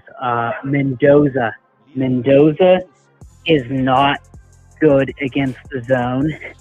And if you watch it, he played well against Dan Lanning, Tosh Lepo, and Oregon. Everyone's talking about, him against Ohio State. He did good against the man that Patricia runs. He did good against Lanning. But what we do well is we're good in the zone. Yeah. And Mendoza struggles in the zone. Yeah. Yeah. And when we say struggle, man-to-man. Yeah, go ahead. My fault. Lanning is obsessed with man-to-man, just like, the Saban days and stuff. He comes from the tree, so does Tosh Lepo, and they're obsessed with that. That's why Oregon always falls short. Thanks. Patricia, New England Patriots, obsessed with the man-to-man. That always falls short. Alabama is good in zone. Mendoza struggles in zone. We can beat him with a couple disguised zone looks he's never seen. 100%, Vinny. I appreciate you for calling in, man, and roll tide. Great call, too, man. Appreciate Vinny for calling in, man. Phone line is open, 334-625-1121. Call in, say your name, and put me in the game, Coach Smook. That's 2 calls already. Oh, wait, that was 2 or 3. I think that was the 3rd call. 3rd call already tonight, man. Let's get – hey, we need some Jimmy from Ohio tonight. I'm interested to hear some of his thoughts. We need some – who else? If we got Greg Coffee out in the chat, man, let's put the bat signal out. Let's get our callers in, man. Some of y'all that's been calling in, Mike, man, QC Green. Some of y'all that's been calling in. Let's get you on the phone line tonight. 334. Let's see who it is, chat.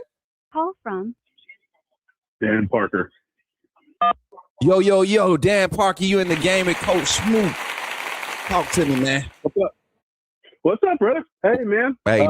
It's nice to holler at you, Battle, by the way. Hey, is this my boy Daniel Parker from AIT 2008? Yeah, brother. Fort Gordon, Georgia. Oh, my freaking God. That's me, man.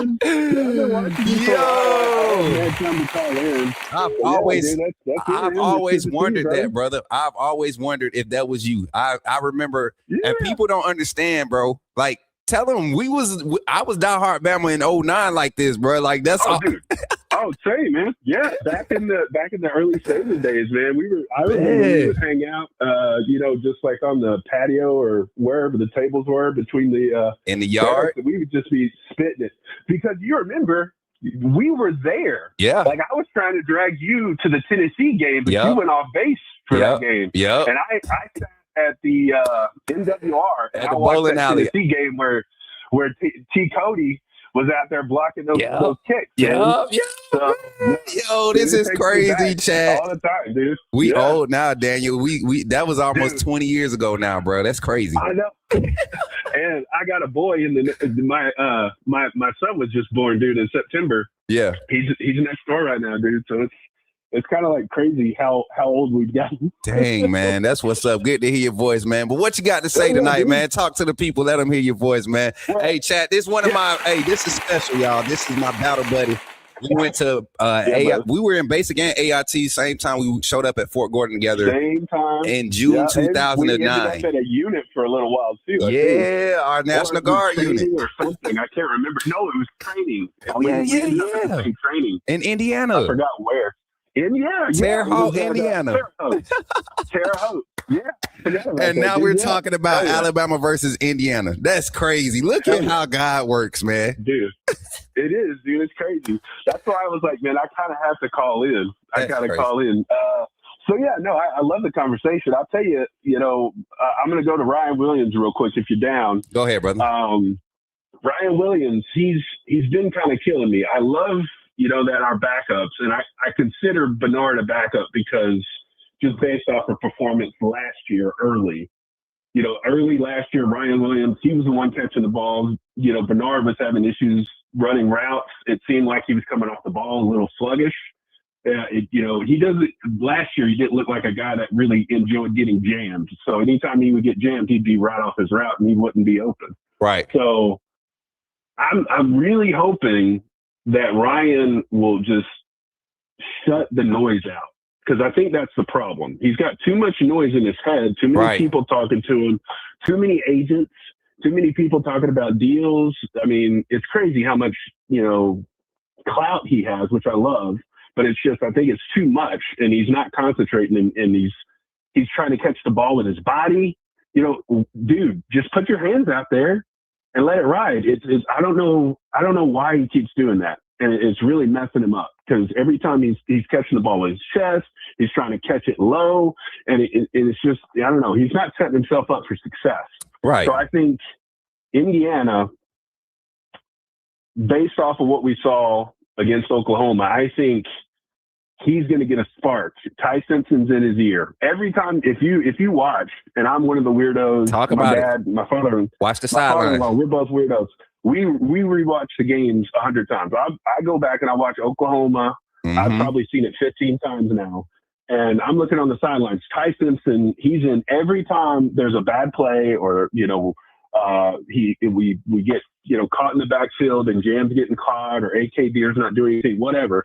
But in that game, I was just seeing him going from player to player. Every time someone was down, when that ball bounced off of Ryan's chest, he was in his ear, dude. He was like, hey, man, trying to build his confidence back up, trying to spark everything. And I honestly think, and I hate our fan base for this, because they've been trying to, pitchfork the hell out of Ty Simpson and Kalen.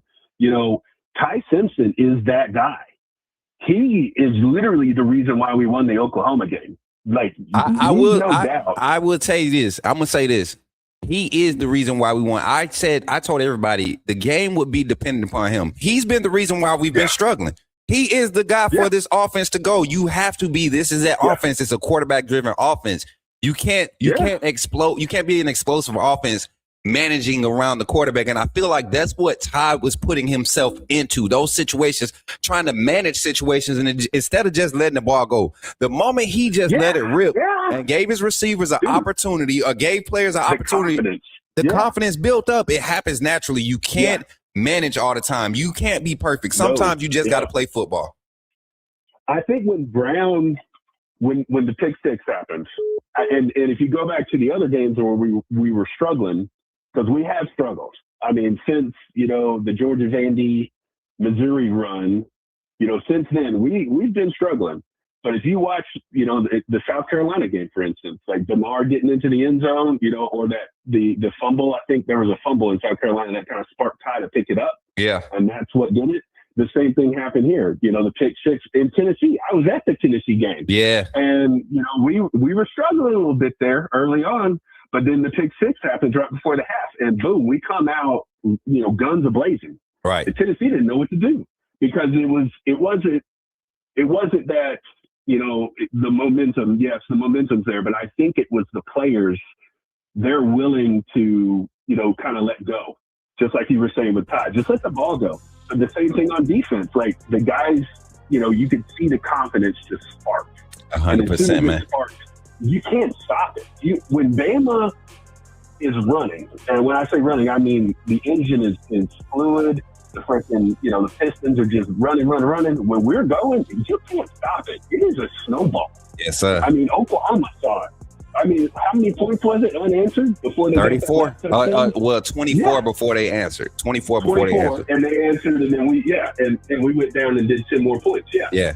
I mean, literally, Oklahoma's defense was just shook. They were like, what's going on? Right. Bama shouldn't be here right now. They're walking back into this. What are they doing? This is not something we've ever seen before. Oklahoma's defense, dude, they were pissing down their legs. Excuse my French. They were. You go back and look, dudes. I mean, DBs at the first part of the game, and then that latter part of the game when Bama came back, dudes were scared. You would see a guy come up early in the game, and they were trying to just fake out that the blitz was coming and then bail out, and he was on it, just like right there over the middle, taking it down, strong safety. I think there was 2 or 3 stops there where the strong safety had come in and bailed. Yeah. And he had all the confidence in the world, and that's all you need against Ty Simpson. If he sees you come in, like the sack, for instance, that safety that came up on the false blitz and then bailed, Ty Simpson stared him down. Yep. He didn't look right. And then next thing you know, boom, sack right there. And he got to be able to come off of that. He got to be able to come off of that. Yeah. Dan, I appreciate you for calling in, man. We got the phone line blowing up. Roll Tide, my brother. Call in again tomorrow morning, brother. We'll be there, man. Yes, sir. All right, man. Roll Tide, man. Y'all give it up for my brother, man. That's crazy work right there, chat.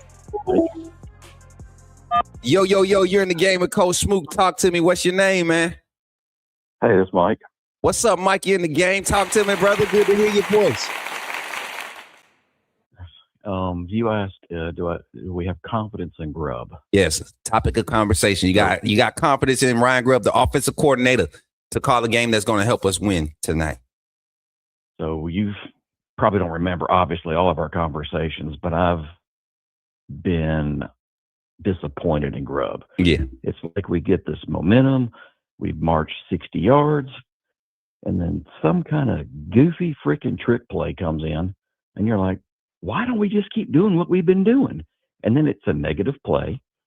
You and I have both said, why do we not run outside the tackle more? Because it seems like every time we do, it's 7, 8, 9, 10 yards. Then we go back to running up the middle, a yard, 2 yards. I don't trust him. I'm way more impressed with Kane Womack on the defensive side, making adjustments and putting us in the right plays. But these long developing plays, it's like he tries to be flashy by getting the 50-yard pass, the bomb, whatever. These guys are going out so far. Why not just these little bubble screens, these little quick slants? Whether it takes you 10 plays to get 90 yards versus I want to control the clock. The more I control the clock, guess what? The other team doesn't have the ball. So it's just those little things that just, and maybe I'm spoiled because we've always been pretty balanced and methodical. Yeah. Stark and all these other coaches. He just does things sometimes. I just want to pull my hair out, and I can't afford to lose any more hair. I can't disagree with you, man. I agree with a lot of the sentiments. I do. We have had points in the season where I've had questions about the type of play calling in certain moments of the game. But when I go back and I rewatch the film, like my brother Daniel said last game, there are opportunities in those moments. We're just we're not executing. And they're not orthodox, man. I agree. I still have some old school in me. I know I'm a very loud advocate for come along with the times. You know, I get on a lot of our fan base for not evolving, right? I continue to say that, but I still got some old school in me to the point where I'm like, man, we in the freaking red zone on 2nd and 1, and we got a chance to create 3 more downs to set us up to score. We need to be running the ball 3 out of the next 4 plays. And if you can't get in, it's shame on you. Shame on us. That's what we got to allow our offensive line. I think when you give the offensive line those opportunities, we've seen that when they've allowed Daniel Hill to power in or Jan Miller to power in from inside the 5, inside the 10, the offensive line has performed, tons better. Tons better. It's a fact. Yeah. So I agree with you there, man. Just gotta stick. And like I told, I think that was Dave called in earlier, man. I mean William Dansby called in earlier. I said, man, it's not that we can't run the ball. We just got to. At some point, we got to run the ball. And for everybody that's asking, Bama players arrived not too long ago, man. I got a picture. This is one of the pictures that I got. This is a screenshot from one of the guys that comes to the that supports the network, but and is one of our team members on the team. But also this is I got a picture. I can't show y'all because it was sent to me personally from the players, but they just got to California not too long ago, man. They left earlier today. And that's why I laugh when people say, you know, your boy's a fake insider. Somebody reported that Ryan Williams had got hurt and was carted off the field. But no, first it was the Deborah Burner page. They reported that he tore his ACL. And then they reported that he was carted off the field. They didn't even practice today. What did he talk about? So it was funny to see that and you know, kind of, yeah, it was funny. But like, so do you think that Deborah, even with the momentum last game, do you think Deborah kind of creates that momentum or continues to build on that momentum coming into this game to help Alabama win? Because I have confidence. I've seen Deborah when he's on the streak, and we've seen balance. We've seen 27, 28 rush attempts a game. We've had one game this season or two games, non cupcake games, 2 games where we've had 30 plus rush attempts. So it's there. I think we've seen balance, but what do you think, man? Final thoughts as we get ready to open the phone line back up. My buddy and I were talking about DeBoer today. We kind of feel like he's gotten a little weight off his shoulders. Year 2, he's made the playoffs. Game 1, he was down. He's won his first playoff game. I think some of that stress and anxiety could possibly be off his shoulders, and I'm getting more and more confident every day. Yeah. Let me say one more thing about Grubb real quick. Go ahead, bro. It was all cute and it was all fun, and it was the highlight on ESPN day and night for a week when we did the crispy package and threw it out in the flat to Proctor. And I was laughing. My buddies were texting me. But then I looked at my wife and I said, you know, cute. It was successful. But why risk your left tackle, your starting left tackle, to be running with the ball? Because if a guy 6'7", 360 is coming at me, where am I going? Am I going to tackle him or tackle him low? You low. You're going to take that penalty. You got to make business decisions. You're going to take, because you know that's illegal. You know, it will be illegal. So he got it. I mean, I'll make that a business decision. I'm just being real. I've been in that situation trying to go and blow up screens and those big bodies. I played safety, man. I was 5'8", all of 120, bro. All of 120. Trying to go down there and blow up these big old 280-pound offensive linemen out in space, talking about blowing up a screen. Man, please. I don't sit my little crazy butt down. I started diving at ankles. It took me one time to do that, boy. It's just not worth getting a starting old lineman hurt. Yeah, I'm feeling good, man. You know, there hasn't been a lot of film to scout AK Deer. I would love to give a quick pitch to him and let him go off tackle. Yeah. That brother's fast. Yeah. Not just him, Kevin Riley. I would love to see some of that swing action in Kevin Riley, whether it's in toss form or you know, design screens, even motioning him to the slot, you know, or even on the boundary. We've seen Kevin Riley, you know, I think with a lot of checkdowns, he's turned a lot of those, when Jam Miller wasn't serviceable, he turned a lot of checkdowns into some positive things. And to me, when checkdowns to me in this day and age are extensions of the run game. You know, they're delayed run plays when you're able to throw the ball forward and then the ball is traveling less than 4 yards, you know, as far as downfield play. So it's an effective thing that I think if weather is a factor, you got to factor, you got to take advantage of that and capitalize on it. So, Mike, I appreciate you for calling in, man, and roll tide, my guy. All right, brother.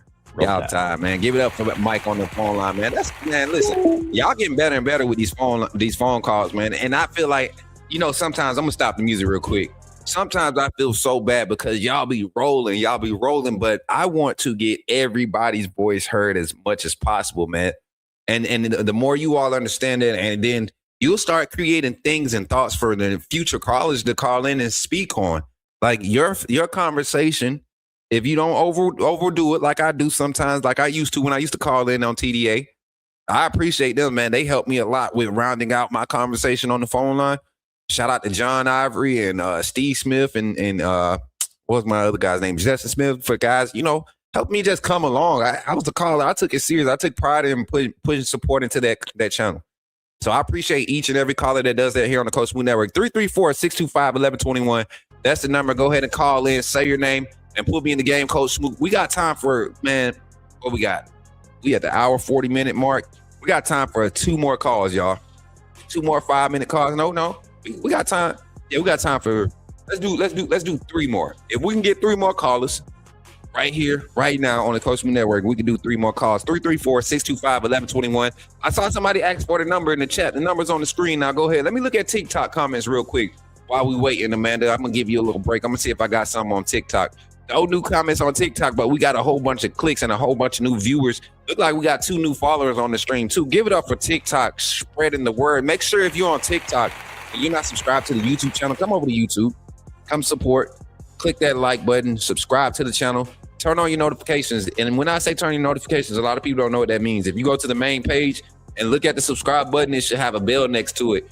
Hit that drop down button. Turn on all notifications. Every post, every live stream, you're going to get a notification for it. You don't miss the show. Bill Dalton, I see you over there. Roll Tide. James Love, I see you sharing over there on TikTok. Raleigh is also dynamic. I like that comment. Fruit's a lady. Yummy. 6, 7, 6, 8. Right? I don't know. I tried. Anyway, Raleigh is also dynamic in the run game. If the run game doesn't work, I agree. I think Raleigh, even with some of his early reps, before he started kind of getting put in a box, people started picking up on tendencies. I think his patience in the run game was the reason why he got it to not. He was able to get the nod because he was productive. And once again, we did not run the ball enough when he was being productive or creating momentum and having productive output. So I think if we lean on the run game a little bit more when the opportunities are there, by all means, if they load the box, by all means, take advantage of your opportunities to put the ball in the air. Just execute at a high rate. But if they're going to play light boxes, we have to be able to run. I've just seen 3 ads play. I'm watching on YouTube. That's big. Oh, that's what's up, my boy. My boy Rico text me, say he just seen 3 ads play. That means the views are picking up and people are attracted to the channel. So people want to try to use our face and our channel to promote their product. Hey, and speaking of promoting and doing everything, don't forget, y'all, we do have our watch party here on the Coach Smook Network with our sponsors, Walk-Ons, man. Walk-On Sports Bistro. Give it up for Walk-Ons, man. They really rocking with the Coach Smook Network. Full support, man. We ain't got a hard lean back door, and they really got us walking through the front door. They don't really let Coach Smook Network up in the front door, but make sure y'all go check out the Walk-Ons live watch party. Where's my graphic at? I don't know where the graphic went, but make sure y'all check it out, man. If you're in Montgomery, if you're in, or you plan on being in the area, we're working on guest appearances, working on special guest appearance. We're talking about. Y'all know when I talk about this stuff, I be making it for real. Like I don't just talk because I want people to get tricked. Like we show up and we show out every time. So looking at getting some former Bama players, maybe 1 or 2 who play, Saban era, pre-Saban era, Bear Bryant era. Got a few that live in the Montgomery area. So if you all know people in the area, former players, put me in contact with them. I'll do the talking. Just put me in contact with them. And I guarantee you, man, y'all won't regret showing up for the live entertainment, live interaction. Y'all think I'm a vibe on live? Just check me out in person, man. Zach will tell you, Mary J will tell you. If you met me in person, y'all know I'm the same person in person as I am on this screen, man. Appreciate y'all, man. Walk-ons be so good too, 100%. Little Maestro 334, man. You better tell him, bro. You better tell him. My boy said walk-ons be good too, man. It be so good. Hashtag voodoo shrimp and grits. You better know it. It's funny because the guy that's our contact over at Walk-Ons, I told him about that voodoo shrimp and grits, man, and I can't help but thank God for allowing me to find out about voodoo shrimp and grits, y'all. Y'all just don't know. Y'all just don't know. I was fiending for some voodoo shrimp and grits the other day. It took everything in me not to go and get some voodoo shrimp and grits. So when y'all go to Walk-Ons, if they got the voodoo shrimp and grits, be careful. Be careful, chat. Be very careful. Don't say I didn't warn you. Don't say I didn't warn you. And appreciate y'all for helping us reach another milestone here on the Coach Smook Network. We just crossed over into 4K last week. No, coming into the week. 4K we celebrated on Saturday. So 4.7, 30 more followers before the end of the week. We'll be on track to be 100 followers a week, and it's only Monday. So y'all continue to do what y'all doing. Y'all helping us grow, man. Clearly, people are finding out about the Coach Smook Network and continuing to grow. As you invite people to the event, tell them to check out the channel. All right, y'all. We got time for one more call, y'all. One more call. If somebody wants to call it, we're going to leave the phone lines open. I'm going to get into my final thoughts on this offense-defense matchup when it comes to Alabama versus Indiana. From a coaching standpoint, do I feel like Ryan Grubb has an opportunity to gain an edge early? Yes, you have to attack early. It can't be build up. Like he said in his presser, he wants to start faster. How do you start faster? Do things that are favorable to your skill sets available, not necessarily your scheme. Stay within the wheelhouse of your scheme, but do things that are favorable to your skill sets, meaning in from the offensive line perspective, what's our strength right now? Pass pro, pulling guard tackle combinations, right? That's our strength. Whether that's in the RPO looks or the traditional turnaround handed off run game, right? Traditional handoff run game. That's the strength. So call plays, have a play set of calls, your first 12 to 15 plays, they should be in that wheelhouse for the offensive line, pass pro and pulling guard tackle play, right? Schematics. Run blocking. We have not seen the explosiveness from the interior. Where we've seen it is when we've seen the zone blocking run scheme, whether we flood it or we're flooding left or right. When guys are intentional on pressing the edges and keeping that vision aware and not letting that trail guy hawk them, we've seen a lot of effectiveness in the run game. So that's going to be key.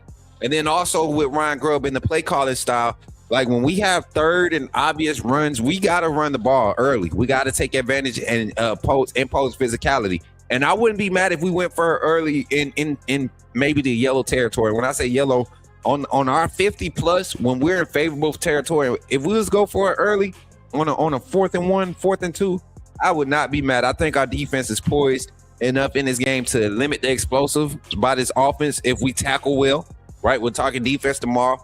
But I think we can be a lot more aggressive and gamble a lot more in this game to try to create some early momentum. Take your chances early so that you can adjust off of that. Create some momentum while they're still rusty. They're going to be knocking off a lot of rust after almost a month break from their last game.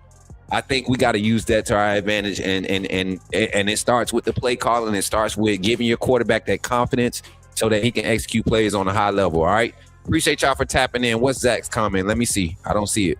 Bring it up, please. Thank you for the new. Okay, I see it. Appreciate you. Bro, really hit this. Why you be doing me like that, Jordan? I thought I did it right. In your opinion, do you run the ball out the RPI? Seems like Ty always pulls it. I think we should, with the intentionalness of coach him. Hey, because you got to give the look, man. You got to give the look. You have to make them respect every phase of it. I don't think you go away from him. You just coach him up on it. You've had time. He did a better job this last game. Now, the one early on to Isaiah Horton, that was forced. He forced 2 of them early on, and then you saw him fix it in the second half. And then there was one that he took negatively in the second quarter, right? That he shouldn't have took. He should have handed off. It probably could have sprung out to the perimeter for a big play with Daniel Hill crossing his face in the exchange area. So I don't know, man. I don't think you go away from him. I think you identified and you kind of rock with it, unless it poses another problem and there's more hiccups. We have longer, taller, and bigger corners and safeties to challenge Indiana's wide receivers. I think this will be their second test. Ohio State's secondary did a good job. They gave up a few, I knew what you were saying, Dalton. But they gave up a few, broken coverages. There was some delayed broken coverages, but those were great protection, right? Of 3-man pressures. You got to be able to take advantage of it. Lockhart, appreciate the share over there on TikTok, fam. All the beautiful people pulling up over there, man. Appreciate y'all for showing love tonight. Hey, that's going to be it for the calling segment. We're going to get out of here with this infomercial break. Once again, shouting out our sponsors, Walk-Ons, the Sports Beast Bro, man, the restaurant where they've become my new favorite. Not just because they sponsor, but that Voodoo Shrimp and Grits. And then, man, for all my fellas, man, if you are looking to sign some prospects, man, there's some walk-ons, there's some prospects at walk-ons, man. If you got scholarships to hand out, you can go start scouting at walk-ons, man. They got great service, great drinks. The bartenders, man, my fellas behind the bar, the ladies behind the bar, they take care of you. For all the people that want to take, consume of the beverages, and then the food, though. Y'all know I love to eat. I'm just telling y'all, if y'all want to be there, man, January 1st, 2 p.m. we will be opening the doors to the private room. The first 30 subscribers that show up, make sure you pull up with the Coach Smook Network thing on your YouTube app. Go ahead and show me. You know what I'm saying? First 30 subscribers that's are supporters, not just subscribers, but supporters. If you're not on YouTube, just show me that you support. Put me in the game. That's the entry fee. Ain't no cost to get in there. Put me in the game, Coach Smook, and I'm gonna make sure we record it so everybody that shows up, man, we can have that moment and get y'all a part of the production. If you are a part of the VIP area, you will be a part of the live game watch party production. But tap in, man, and shout out to Walk-Ons for being here and supporting us. But before that, if you're not a member, be a member, man. Get your wristband and become a part of the AAA family. Check it out. This is how you do it. Glad you chose to stop by the channel today. Just wanted to give you an opportunity to really become a part of this community here at the Coach Smook Network. We like to call ourselves the AAA family. The AAA stands for authenticity above all. We just want to give you an opportunity to become a part of this community because we're growing and we're doing something special here as a fan base, not just for Alabama, but the fan community as a whole. We're creating an environment where it's safe to be yourself, be authentic, and meet people who share the same passion you share, whether it's for the same team or not. You can do this by becoming a member of the AAA family. You simply start by just clicking the link provided to you by one of the moderators in the chat, or it'll be pinned to the top of the chat. Click that link. It'll bring you to my homepage. When you get to my homepage, make sure you hit the notification button and turn on all notifications.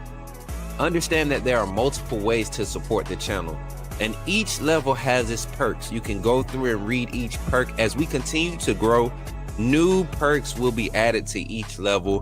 One thing we would like to highlight that all AAA members are greatly appreciated. It does not go unnoticed that you have taken time and hard-earned money to support this channel. Once you join, YouTube is going to ask for some payment information, and make sure you monitor your subscription dates. Also, if you really want to get interactive with the community and find out what's going on, think about joining our Discord family. This is where you can get into all the fan talk of the community, and also there are networking opportunities. Please be mindful that there are rules and that we expect everyone to treat everyone with respect.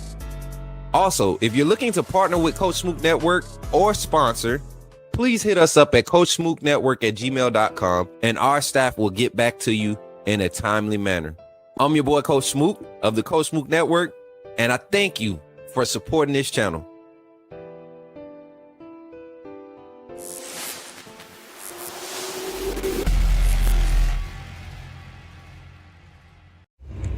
Remember, when you see me in the streets, holler at me. Say, put me in the game, Coach Smook.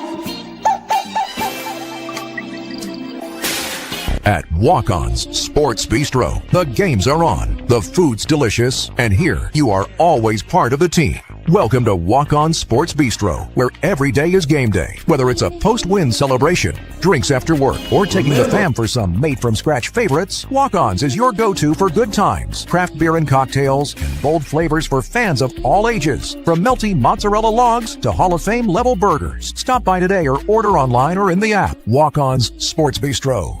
Game on.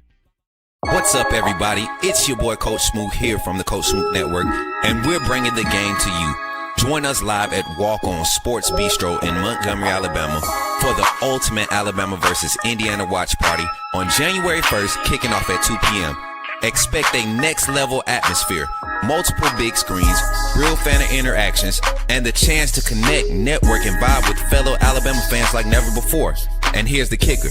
The first 30 supporters in the door, you get into the VIP area. Beat me there. Don't meet me there. And remember,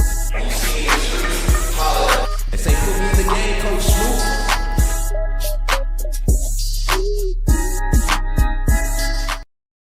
Let's get it, man. Appreciate y'all for tapping in tonight, man. As always, y'all, appreciate y'all for being what y'all are and doing what y'all do. Continuing to support the growth of this content, man. Y'all continue to share the love. Don't forget, continue to spread the word about the Walk-Ons event, man. It's going to be, I promise you, it's going to be a time to be had, man. If y'all have never been to Outside with Coach Smook event, I mean, even back from the spring game in 2024 when we went bowling after the spring game, everybody that showed up, most of them aren't part of the network anymore, but everybody that showed up, they will tell you, man, we had a time. And then the tailgate party 2024 was another crazy time. I mean, anytime you outside with your boy, it's going to be a time. Trust me. So if you want to pull up, man, I don't care, especially if you come from out of town and you watch this show every day. Yeah, I guarantee you, man, you want a moment, I'm going to give it to you. I'm that type of dude. I will give you your moment live on this show. And you're going to make what you make of it. I think it's going to be great because we got a real solid community, got some true supporters. Even if some of the haters show up, if we got people that think Bama going to lose, show up, give us some of that energy. We want your bad juju around there. We want to give you that, you know what I'm saying? Like, all them Georgia fans, I know we're going to have some Georgia fans in they Indiana red and black. So, y'all pull up, man, here at the Walk-Ons, Montgomery, Alabama, in the East Chase Parkway. If you're familiar with Montgomery, Alabama, is in East Chase Parkway. You can look it up, find the directions. But I'll be there. We'll be opening the doors at 2 p.m. We'll be opening the doors. That'll be an hour before kickoff. Come in, get your drinks orders in, get your food orders in. Expect it to be busy, but we will be taken care of. They have great service. They are not slow with their food. It's very well cooked. Everything's fresh, on point. Drinks are good. Everything's good. Pull up, man. And once again, shout out to Got One. We making this last announcement that we're getting out of here. Got One Recruiting Network, man. We are doing some big things. Once again, give it up for the team. If you are a scout or a coach, man, and you're looking to help kids get scouted and get paid to evaluate players' films and give them advice, we have something for you. We have the answer for you. It's going to help you with your branding. It's going to help you grow your network. Going to get you in positions that just talking and phone calls might not get you. This provides that paper trail, that digital trail, and it gives you some opportunities to market yourself on a different level by connecting and networking and evaluating these players that may get overlooked at some of the bigger accounts. We're changing the game. We're creating a space where it's interactive, talking back and forth between scouts, recruiters, organizations, and the athlete and their families, educating them on NIL opportunities, on creating value, branding, all of that thing. So here on the Coach Smook Network, we're going to promote Got One. We were part of the team. We've taken over as the director of director of recruiting operations and media strategy. All right, so I'm basically heading up the recruiting, scouting operations and recruiting scouts. We're getting people on, and I'm vetting guys. I know where I've seen a lot of people on Twitter and things talking about, development and doing their reviews on players, highlights and stuff.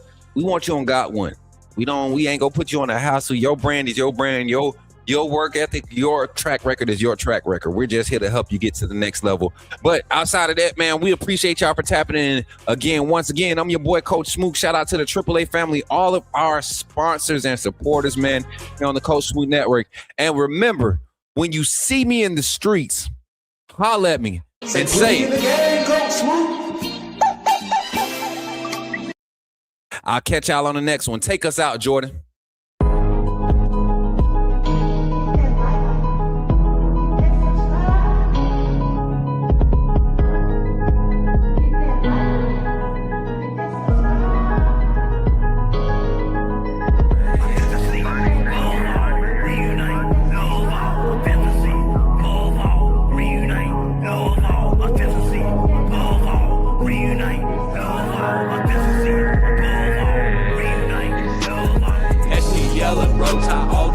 In my bones, crimson in my veins, talking Bama in the microphone. Look me up on YouTube, true cut straight from the stone. Ain't no selling fairy tales, I'm exposing what they want.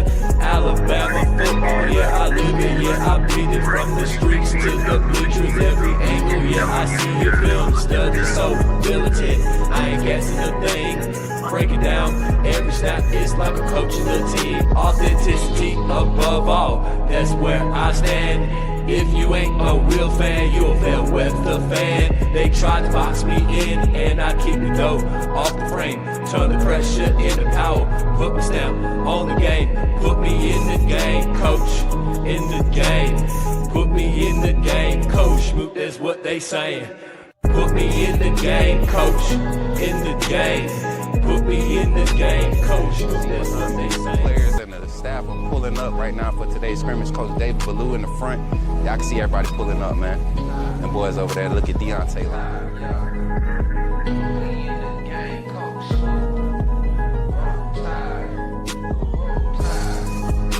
Hey, y'all, I'm walking out of Walmart. Hey, what's your name, bro? Man, my name Michael McKinney, man. I'm a true Alabama fan, and this man does a good job on his podcast. What's up, bro? Reviewing Alabama football. Keep doing what you're doing, man. Appreciate that, bro. All right, let's talk about the Ken Bama Adjust Confidence Meter. This is a key game for them. Let's talk about the Ken Bama Adjust Confidence Meter. This is a key game for them.